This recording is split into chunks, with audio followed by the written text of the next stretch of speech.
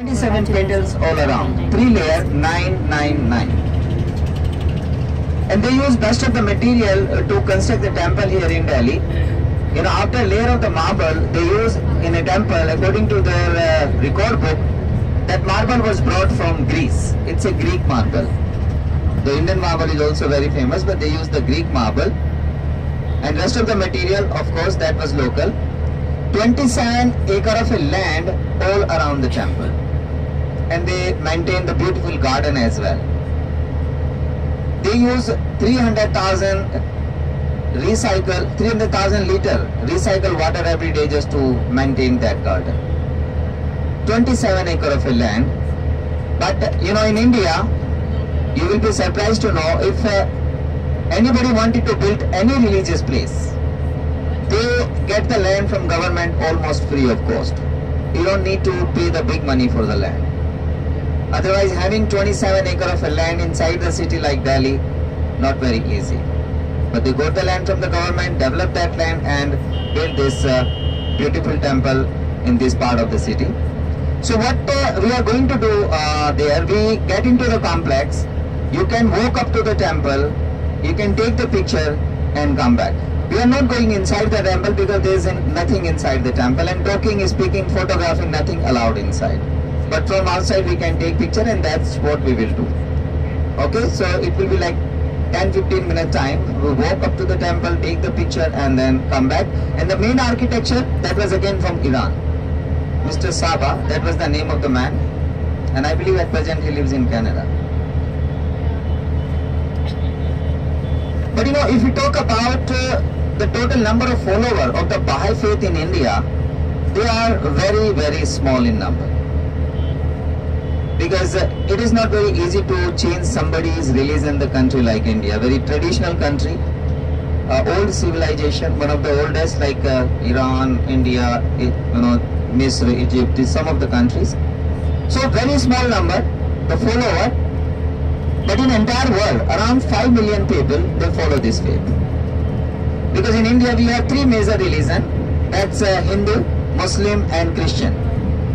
80%, 80, they are Hindu.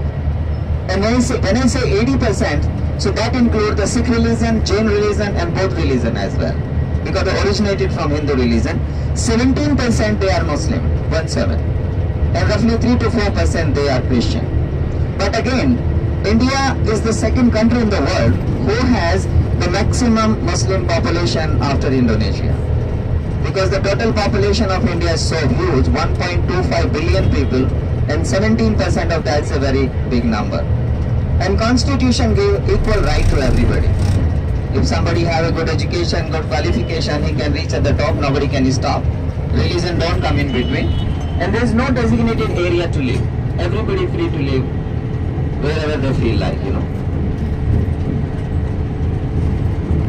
Statistics from one person to 5 million ever since mid-19th century, right? Compare that to Falun Gong. Falun Gong is a new religious movement in China. It went from 1 to 100 million in 20 years. That's what we call a religion that really went super nova. And every sociology of religion would like to have been there, like study ethnographically from the very beginning. It doesn't happen often, but once in a while we do have a religious movement that spreads that fast. But it's a religion, Baha'i religion is a religion that has held its own, has grown. It is very much intent on being present in every country, even if there is a nucleus of 9. 9 for them is a sacred number. So every country, like they have more than 200 national spiritual assemblies made up of 9 people at least. So every place you go in the world, there is a presence. But of course, as our guide said, it's not easy to change people's religion. Even if you're Jehovah's Witnesses and you go to a door, coming to my door constantly. I mean, regular ones, and our regular ones actually moved and told others, these are our guys. And I studied with them when I was in New York for 2 years. So, of course, they know.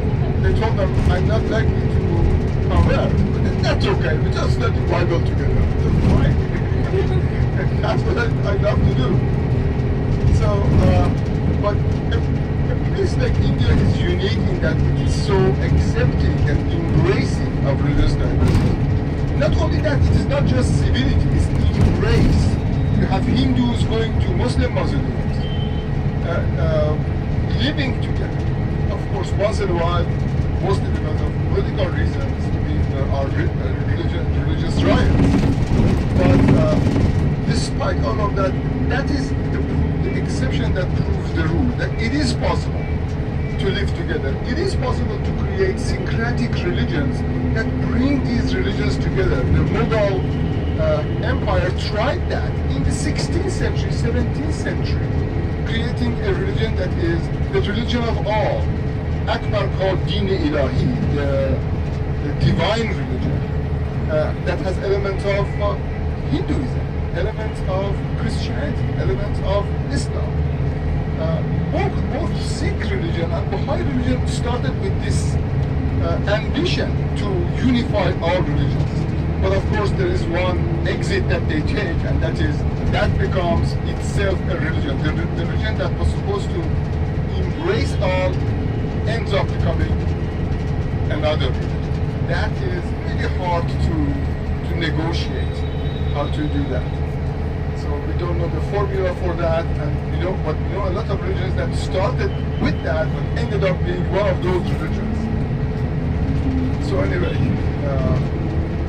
I can't think of anything else to keep you awake. So I think I have to. Okay, questions from the floor. Thank you. We really appreciate.